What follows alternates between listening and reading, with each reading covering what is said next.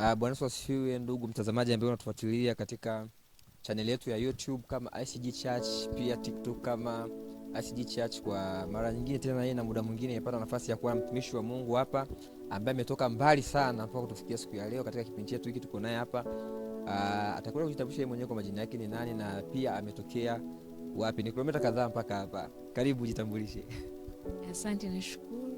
Kwa majina yangu naitwa Shazmina Jacob Abdalla. Niko pale chuo cha Moshi Cooperative tawi la Kizumbi pale Shinyanga. Nasi mmefahamu kwa majina ni nani na mahali anakotokea.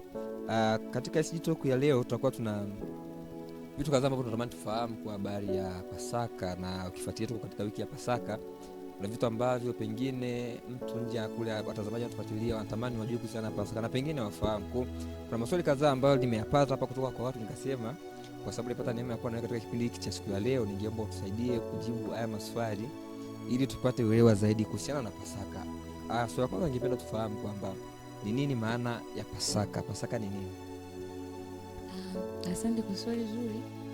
Pasaka ni sherehe ambao wanasherehekea Wakristo, ama ni sherehe ambao wanaadhimisha Wakristo kwamba ni ukombozi. Wanasherehekea kwamba ni ukombozi wa kifo cha Yesu Kristo msalabani, na nasema kwamba Pasaka ni sherehe ambayo wanaadhimisha Wakristo kwamba ni ushindi wao. Ni siku ambayo tunaadhimisha ile siku ya tatu ya kufufuka kwa Yesu Kristo, kwamba aliteswa msalabani na siku ya tatu akafanyaje, akafufuka. Ile sherehe ya Pasaka ni maadhimisho ya ukombozi wa Yesu Kristo kufa msalabani na kufufuka kwa ajili ya kukomboa sisi watoto wake. Pia hapo kuna swali mengi yanaendelea, watu wanaulizana sana, huyo Pasaka ni nani na Pasaka ni kitu gani? Yaani huyo Pasaka ni nani? Tunataka tumfahamu huyo Pasaka ni nani kwa tunamshirikia. Huyo Pasaka ni nani? Okay, Pasaka mzee Pasaka kwamba chimbuko la Pasaka ilianza toka Agano la Kale. Pasaka ilianzia kwa Agano la Kale, mfano Agano la Kale ilianzia kwa Musa. Ndio. Ile ilikuwa ni pigo la mwisho na kwa Farao. Yeah. Kule Misri, kwamba alipewa maelekezo kwamba waambiwa Israeli kwamba watachinja mnyama na watakula ile nyama, lakini damu yake ya yule mnyama watapaka juu ya mlango, kwamba anapopita malaika kuangamiza wazaliwa wa kwanza wa Misri, yeah, atakapopita akikuta damu atajua kwamba hii ni nyumba ya Muisraeli. Kwa hiyo hapo mzaliwa wa kwanza hatakufa. Kwa hiyo tunaposema Pasaka, lakini Agano Jipya Pasaka wetu ni Yesu Kristo, yeah, ambaye Yesu Kristo alikuja kwa ajili ya kufa msalabani kwa ajili ya kutukomboa. Kwa tunaposema Pasaka yetu sisi ni Yesu Kristo. Kwa maana hiyo Pasaka unaweza kujadiliana na Pasaka yako na Pasaka wako, au naweza kujadiliana mimi na Pasaka wangu, huyu ndiye Pasaka wangu hivi, inawezekana kweli? Hapana. Pasaka yetu ni mmoja ambaye ni Yesu Kristo, na alikufa msalabani akatukomboa na makosa yetu akatuweka huru. Kwa hiyo tunaposema Pasaka tunaye mmoja tu. Okay, nashukuru kwa majibu mazuri. Natumaini na mtazamaji ambaye unatufuatilia kuna kitu unaelewa na kuna kitu unapata. Nilikuwa na swali la pili ambalo linatusumbua sana na linasumbua watazamaji unatazama hapa. Ningependa kujua nini umuhimu wa Pasaka kwa maisha ya Mkristo? Yaani Pasaka ni umuhimu gani kwa maisha ya mtu ambaye ni Mkristo? Leo tunashirikia lakini kumbe haina umuhimu sana pengine. Sasa ningependa tufahamu umuhimu wa Pasaka kwa Mkristo ni upi? Umuhimu wa Pasaka kwa Mkristo ni kusherehekea ushindi ama ukombozi wa makosa yetu, wa dhambi zetu. Na umuhimu wa Pasaka kwa Mkristo ni kwamba tuliwekwa huru. Tunaposherehekea zile Pasaka tunasherehekea ushindi wa maisha yetu. Utu wetu wa kale tuliuzika pamoja na yeye, alipofufuka tukafufuka pamoja naye kwa kuwa na maisha mapya. Kwa hiyo ina umuhimu kwa Mkristo kwa sababu anasherehekea ukombozi. Ndio sana mtu kwamba ile labda alikuwa amewekwa mateka sehemu fulani, ile ameenda kukombolewa, lazima hata kaa kusahau ile siku, ama hata kaa kusahau kwamba kwa yule aliyemkomboa alisababisha mpaka yeye akatoka kule alipokuwa. Kwa hiyo tunaposherehekea Pasaka tunasherehekea ukombozi wa maisha yetu, tunasherehekea uhuru. Tuliwekwa huru, tukatoka kwenye vifungo, tukatoka kwenye magonjwa, tukatoka kwenye kila aina ya mateso, tukawekwa huru. Kwa hiyo umuhimu wa Pasaka kwa Mkristo ni anasherehekea ukombozi uhuru na upendo ambao alionyeshwa na Mungu.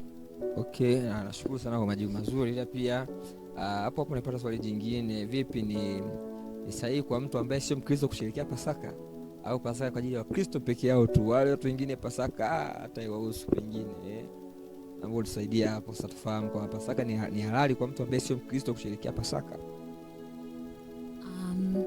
Naweza nikajibu hilo swali kwa kuonyesha utofauti. Ni sahihi kusherehekea kwa Mkristo au kwa mtu ambaye si Mkristo, wote wako sahihi, lakini itawatofautisha kwenye namna ya kusherehekea.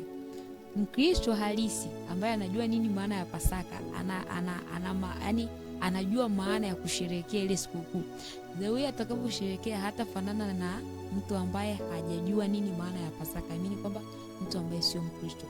Mwingine anaweza kaa anajua kwamba sawa, Pasaka ni siku ya 3 ya kufuka kwa Yesu, ilikuwa hivyo, ilitokea hivyo, lakini hajajua ule ufufuo ulikuwa na maana gani kwake. Kwa hiyo ni sahihi wote, lakini itawatofautisha namna watakavyosherehekea. Mmoja atakuwa anasherehekea kwa kumaanisha kwa sababu anajua ni ukombozi na aliwekwa huru kwa kupitia ile Pasaka, lakini mwingine anaweza kaa anasherehekea kwa sababu wote dunia nzima inasherehekea, basi na mimi nipike pilau niende sijui wapi nisherehekee kwa sababu ni Pasaka basi, lakini itawatofautisha kwenye namna ya kusherehekea. Okay, hapo nilipata swali. Je, ambao tusaidie ni aina gani sahihi ya kusherehekea Pasaka? Tusherehekee kwa sababu ni kufufuka kwa Yesu Kristo, na tusherehekee kwamba tukumbuke alivyopigwa, tuzunike, tuumie, au tusherehekee kwa namna gani? Tupike wali, tucheze na muziki kidogo ni stari gani nzuri ya kusherehekea Pasaka? Hapo tunapozungumzia namna nzuri ya kusherehekea Pasaka kwa Mkristo, namna nzuri ni kwamba unaweza ukasherehekea Pasaka, unaweza ukaenda ibadani ukasali. Baada ya hapo, yani kule unapokuwa ibadani lazima kuna yale mafundisho yanayohusu Pasaka, utatafakari namna alivyoteswa. Kwa hiyo kama kuna muda kwenye unapoomba labda utalia, utatafakari, baadaye utamshukuru kwa kukomboa. Lakini pia ama ni sahihi baada ya hapo unapotoka kwamba umeshakumbuka yale mateso na umejua upo huru, unaposherehekea sasa kwa shukrani ile unaweza ukapika ukala, iko sahihi. Kwa maana maalum unaweza kama unaweza kalia siku nzima pia au lakini unaweza ukalia. Lakini Pasaka pia unaweza ukasherehekea kwa namna tofauti. Kwa Mkristo unaweza ukaandaa labda sadaka, ukaandaa chakula, ukaenda yani namna utakavyosherehekea hakikisha kwamba ipo sahihi na inapendeza. Unaweza ukapika chakula ukaenda labda sehemu kuonesha upendo kwa watu, labda kwa wafungwa walioko gerezani au kwa watoto yatima, ukawapa labda vitu, chakula. Yani kuna namna unaweza ukasherehekea Pasaka kwa namna tofauti, kwa kuonesha upendo kwa watu wengine, kwa kuongea na watu wengine, kuwafundisha watu wengine neno la Mungu. Unaweza ukasherehekea kwa namna tofauti. Okay, nimekupata vizuri sana. Nasi na mtazamaji ambao tufuatilia, tutakuwa umeelewa ziko aina nyingi za kusherehekea Pasaka. Unaweza kama wewe mwenyewe sasa usherekeeje. Ukiamua ulie sawa, ukiamua ufurahie ufufuo wa Kristo sawa. Kwa hiyo nina swali moja ambalo ni la msingi sana ambalo natamani tufahamu wote, tupate majibu. Yani umuhimu wa Pasaka ni nini kwa ulimwengu mzima? Labda ni Pasaka itutaki kitu gani special ambacho kinatufanya mpaka leo tunaadhimisha hiyo sikukuu ya Pasaka? Kitu gani ambacho kinafanya iwe na uzito na ukubwa kwa mtu ambaye ni Mkristo mpaka tumeweka siku kabisa ipo maalum kwa ajili ya Pasaka?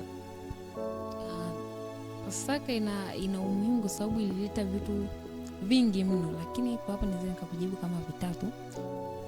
Cha kwanza Pasaka ilileta ukombozi kwa dunia nzima, ama kwa mataifa, kwa ulimwengu wote, kwa sababu yule adui alipata nafasi mno. Kwa alipopigwa Yesu msalabani, au ile sadaka ya Yesu Kristo ambayo alijitoa yeye sadaka akafa kwa ajili ya makosa yetu, tulipata ukombozi.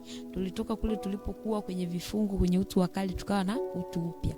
Lakini pia Pasaka ilituletea upendo.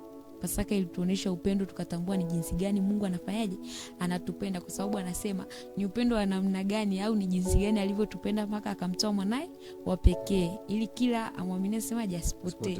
Kwa hiyo ni kitu special ambacho alionyesha kwetu. Kiingereza sema kwamba alishow love. ya kipekee mno ya kipekee mno, kwa sababu yani mtu huwezi siwezi nikatoa kitu changu ninachokipenda kwa ajili yako kama sina upendo na wewe. Kwa hiyo alitupenda mno na alikuwa anatuonea huruma kwamba tunapoteseka, akaona hawa wanangu nitawasaidiaje, akaamua kuonesha upendo, akamtoa mwanae pekee akafa kwa ajili ya makosa yetu. Kwa hiyo tulipata upendo. Lakini pia tatu, turudisha uhusiano wetu na Mungu, kwa sababu tunapogundua uhusiano wetu na Mungu uliharibika toka siku ya kwanza wamemtenda Mungu dhambi kwenye Agano la Kale, Adamu na Hawa wamemtenda Mungu dhambi.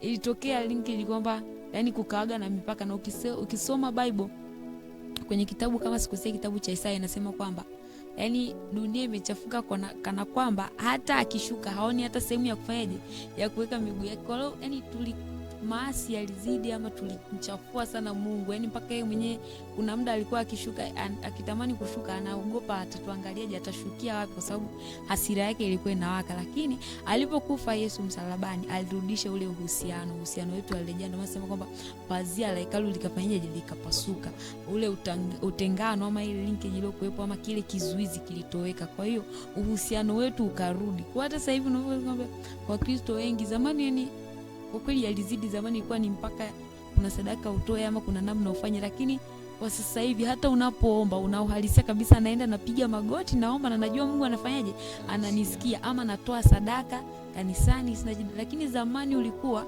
unatoa sadaka mpaka yani unaambiwa sadaka ya nani, ya kuteketeza, kwamba ile sadaka ikipanda umefanyaje, sadaka yako imepata kibali. Lakini alipokufa Yesu kila kitu kilibadilika.